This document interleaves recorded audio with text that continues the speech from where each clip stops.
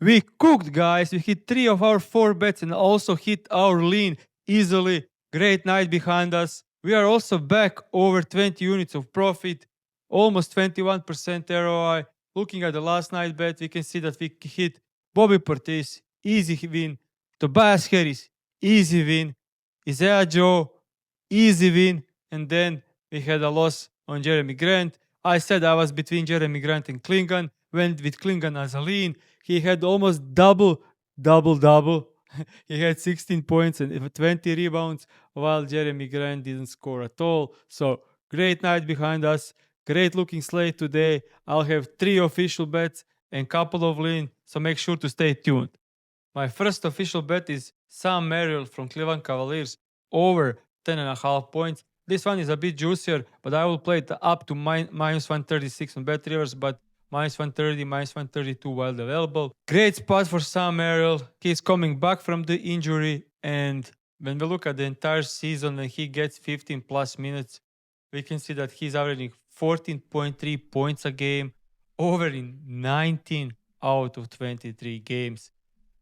Unbelievable spot. It's a first game back from the injury, but he was questionable last 2 games, so I expect him to play tonight, and I expect him to get 22 or more minutes, especially looking at the injury report. We can see second guy in points per game, Garland out, Mobley out, and we have Hunter questionable. They are really short-handed. So besides Donovan Mitchell, I think Merrill is actually their second best scorer now.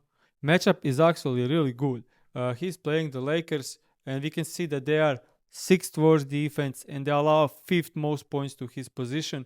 Also, he scores most of his points in catch and shoot, spot up, and transition, and they are average to below average in all 3. Also, when we look at his defense against transition, we can see that when he's facing teams who are outside of top 10 in transition defense, he covered this in 12 out of 13 games, averaging almost 16 points a game. So unbelievable spot without Garland and Mobley getting 10.5 for Sam Merrill against the Lakers. We definitely must bet this. We can see that single player by position covered in 4 straight against the Lakers. And overall, single players scored 14% more points than their closing lines against the Lakers, covering in 9 out of 15 games. So great matchup. Should be playing enough minutes, and 2 of 3 best scorers on the team are out, potentially even 4th. So points must come from someone, and that's probably Donovan Mitchell and Sam Merrill. My second official bet will be Draymond Green. I know, guys, going back to Draymond, he fucked us last time. He can always get ejected and fouled out on some stupid stuff, but this is the best matchup we have. So assist over 5.5, minus 1 of 4, widely available. And let's now check the matchup. He's playing the team that allows the most assists in the league. Similar players covered in 8 out of 9 games, averaging 48% more assists than their closing lines.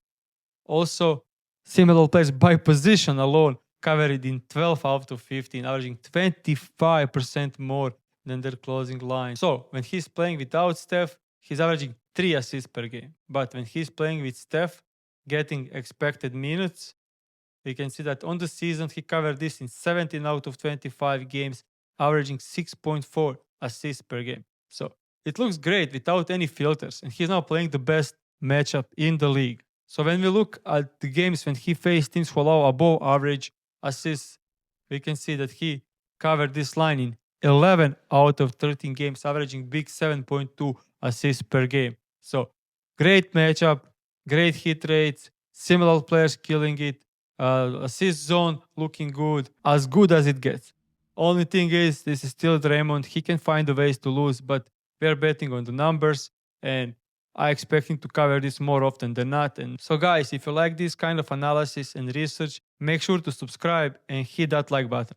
My third official bet will be Brandon Miller over 19.5 points, and he's playing against Memphis, and we can see that he covered this line in 7 straight games. Looking at last 7 games, he's averaging 24.6 points a game. LaMelo and Cohen and Bridges played in all 7 of these games.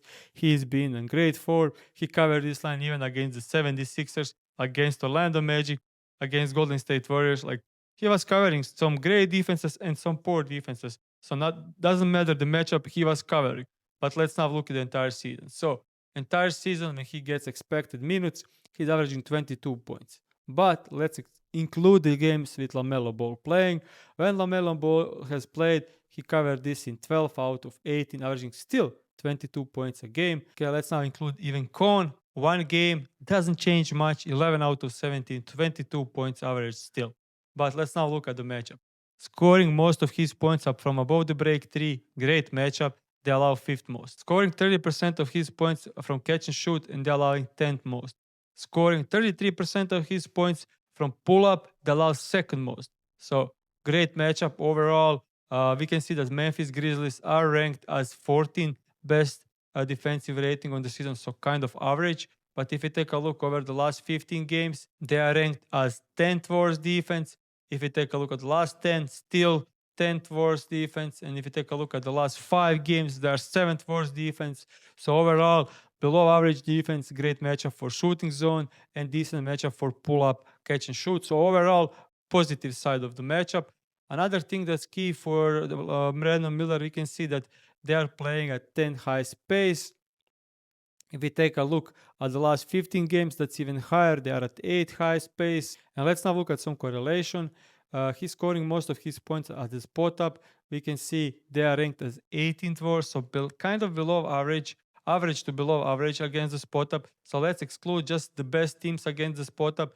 And now he covered this line in 11 out of 15 games, averaging 23 points a game. They are playing at above average league pace. So when we exclude bottom teams in pace, we can see that outside of 10 slowest pace in the league and also outside the best spot up defense, he covered this line in 10 out of 10 games, averaging 25.5 points a game.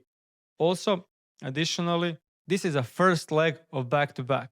And usually LaMelo kind of starts from the bench and gets limited minutes. So when LaMelo gets limited minutes, that's even better for Brandon Miller because he's then first scoring option. So it gets even better for Brandon Miller. So that's our third official bet. And I'll now go through the entire slate and comment on some other players. First, let's start with Donovan Mitchell. We can see that on the season, he kind of staying under this line more often than not, averaging 29.5, but let's expected minutes. I actually think 30 should be the floor without Garland and Mobley, and 30 up to 38. So when we look at this, he's averaging 30 points a game, still more often than not under this line. But now let's look at the matchup, and we can see a ton of Green here. They are 5th worst against his position. Below average against his dominant play type, below average against his dominant shooting zone, 6th worst defensive rating, bottom of the league against his second dominant play type and second dominant shooting zone, 5th worst against pull-up where he scored 45% of his points. Similar players covered in 8 straight, killing this against the Lakers. So matchup looks kind of one of the best in the league. So we need to dive deeper into on these filters. So let's filter out when he's playing teams below average against his position. Now points average go up to 31.4. He hit this in 10 out of 18. Let's now look against the teams who are not top 5 in defense. And now we have this. He hit this line in 10 out of 14 games, averaging huge 34.3 points per game. But looking at the injury report, we can see second scorer of the team is out, third best scorer on the team is out, and other 2 guys are probable and questionable. So he could end up being by far the highest scorers on the team. And we can look last 2 games without Garland and those guys. He had 25 field goal attempts and 12 free throws, 30 field goal attempts and 5 free throws. So unbelievable usage, insane. So great spot for Donovan Mitchell. But I prefer Merrill, and I don't like to have 2 overs from the same game on the points. So I think Merrill is a bit better, but Mitchell is also in a good spot here. Another guy that could be in a good matchup is Jake LaRavia. Last 2 games he played 30 and 33 minutes. So on the season when he gets 25, I would say like 28 plus minutes, with Doncic and LeBron James. He covered this line in 9 out of 12 games, averaging 13 points a game. But he's weird. There are some games where he played 35 minutes against the Pelicans and ended up with 4 field goal attempts. Against the Bulls, also low scoring game, low usage game. Against the Kings, horrible defense. He had only 2 points. So kind of big variance bet. But he's averaging 13 points per game with LeBron James, Doncic, and playing 28 plus minutes. Even when do like 25 plus minutes, he covered this in 11 out of 15, averaging 12.7 points. We have 8.5 lines. So definitely leaning over for Jake LaRavia from this one. Another interesting one could be Emmanuel Quickley against the Knicks. Head-to-head games, he played only 1 game, but I'm interested in threes. He ended up making 4 threes out of 10 attempts. And let's now look at the entire season. When he gets expected minutes, he covered this line on threes, over 2.5 threes in 23 out of 41 games. But we can see that they are kind of healthy now. So with RJ Barrett, with Ingram, and with Scotty Barnes in the lineup, he covered this in 14 out of 22 games, 64% win rate. But he's now playing the team that allows a ton of threes, especially to his position. They allow 6 most threes and 5th most to his position and 8th most catch and shoot. Also above the break, they allow 6 most. So kind of great spot for threes. And then look at the teams outside of top 5 in the defense against his position.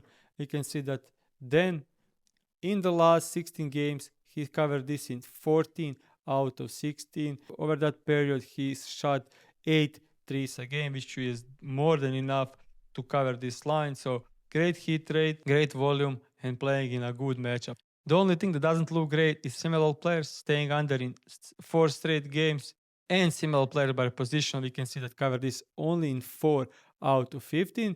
Also, when you look at the rankings, we can see that over the last 15 games, they allowed 13 most threes, which is a huge drop off from the 25th rank on the entire season. So that's why this is only a lead. Also, guys, we created a new tool on PropsMadness, which is called Check My Prop. You can see here, like you can type any player. So for example, our first bet was Sam Merrill, and now we can type Sam Merrill points over, and then you can get a preview of the matchup. Last 15 average, last 15 hit rate, head-to-head, similar players, ranks, and you can see a lot of green, which means heavily favored for an over. Also, there is a surprise me button here. So if you take a look at surprise me, you can get a quick preview on a ton of bets. So let's now find one. Okay, this is Stephen Curry over 4.5 threes. We can see there's a lot of green. Only thing that's not in the green is last 15 average and last 15 hit rate. Everything else looks the most threes allowed, the most catch and shoot allowed, the worst defensive rating, the worst defense against position on threes. So we can find something interesting here and then go back to the PropsMadness and research it a bit deeper. So we can see that when he get expected minutes on the season, he covered this line in 14 out of 30 games. But when we look at the games head-to-head, we can see against Jazz, he covered this in both games, scoring 6 threes. He had 6 from 17, and the second one, 6 from 12. Great usage, great volume. He averaged like 14 attempts per game against the Jazz, which makes sense because they allow a ton of threes. Also, similar players have been cooking against the Utah Jazz. We can see Edwards, LaMelo Ball, and Donovan Mitchell all have covered 5 from 5, averaging 49% more threes made against the Jazz. So this looks like a great spot for Steph Curry. So guys, if you like this kind of research and video, make sure to subscribe, hit that like button, and I'll see you tomorrow back with another video.